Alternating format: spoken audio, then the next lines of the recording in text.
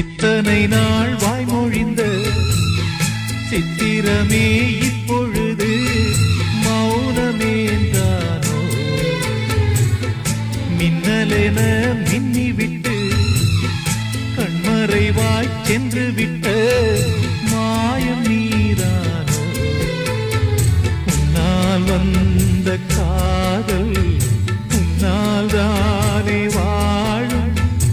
என்னை நீங்கி போனார் உன்னை சேரும் பாவம்.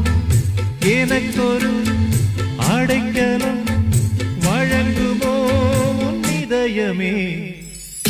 அன்பேவா அருகிலே என் வாசல் வழியிலே